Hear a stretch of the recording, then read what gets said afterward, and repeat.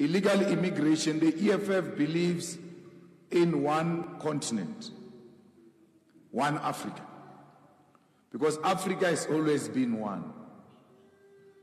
These borders were imposed on us by the Berlin Conference in 1885, where the superpowers met, and then they put a map of South Africa and then they allocated it to each other.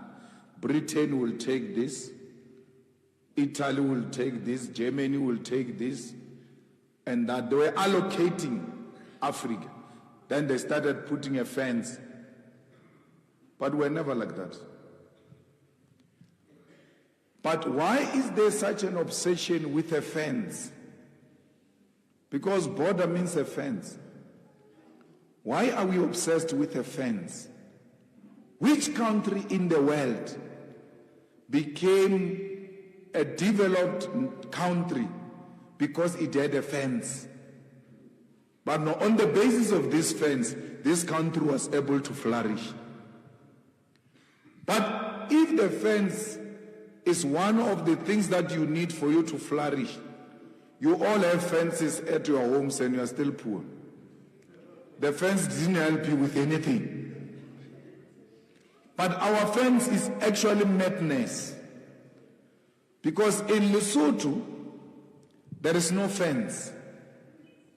In Botswana, there is no fence. Mara, there is a gate. Only a mad person can go and put a gate at his yard without a fence, and every day when you come back, you open that gate and lock it, but you don't have a fence. Those people live happily together. In Zimbabwe, Gates and Mackenzie went there trying to prove a point that, yeah, there's no fence here. He was not saying something new to us. We knew there was no fence.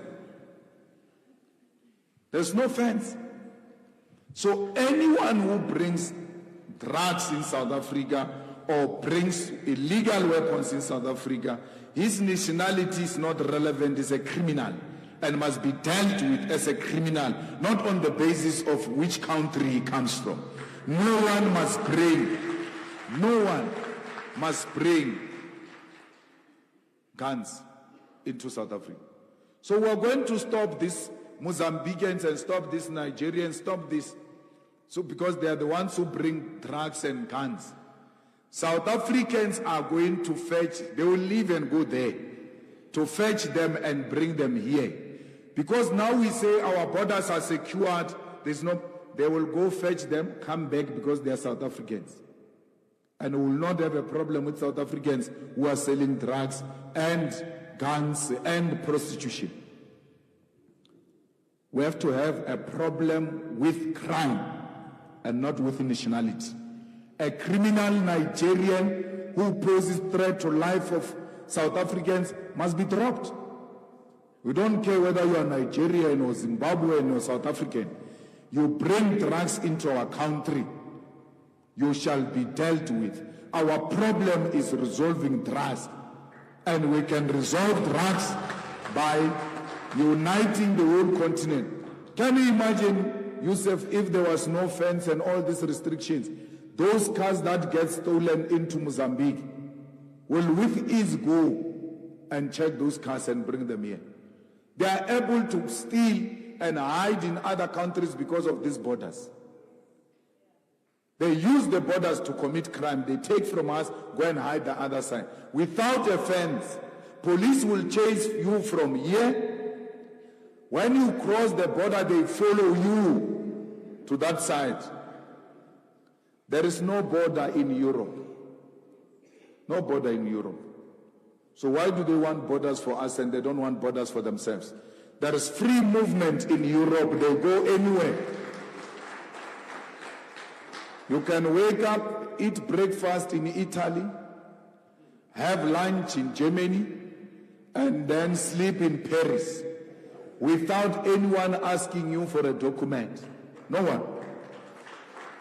Even you, once you get a Shanghai visa, free movement. Why? They made trade easily. They made movement of goods and people easily. They trade amongst themselves. Why can't we do that as Africans? We've got high unemployment now, including high unemployment of teachers. I was shocked that there's even unemployment of doctors. You go to school for 7 years, and then we complain at the same time in our hospitals we don't have doctors, but they are unemployed doctors.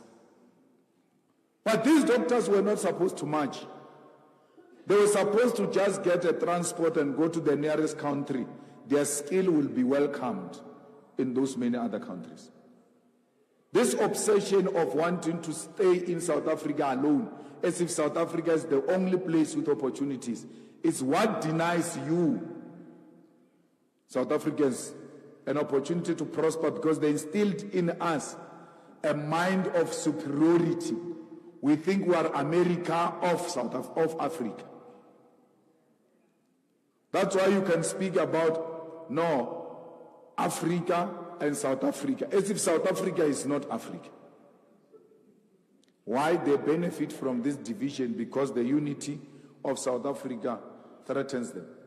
Imagine if we were to do an African currency based and supported by the minerals of Africa. Dollar will be nothing compared to that. Dollar will be nothing compared to that. The pound is what it is because of its gold reserves, yet they don't have a gold mine. We alone, we are #1 platinum producer in the world. Ourselves and Zimbabwe alone, no one can touch us with platinum. The next in line who has a platinum, which takes us to 85% or so, is Russia.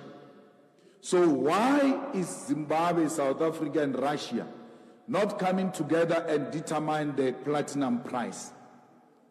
A platinum price is determined by people who don't have platinum because of these divisions that we're having.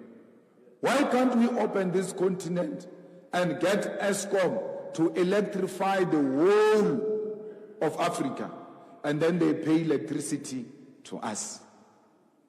You deny yourself an opportunity. We can build railway lanes. We've got capacity in South Africa, from Cape to Cairo. The transport system that interconnect the whole continent, so that you guys can wake up in the morning, go and do some businesses there, and then sleep this side, come from that other side with ease. And that's how we prosper. The ANC can't be trusted, my brother. I mean, we all know that. But there are times where you need to bring your enemies closer so that you can finish them off.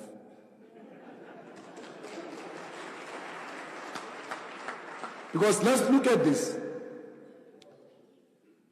If the EFF and the ANC combined get a majority, and if the EFF and Moonshot DA combined, they get a majority, DA has made it very clear, we will never work with the EFF under any circumstances. Remember, we've got two devils. You must choose a better devil, but he remains a devil.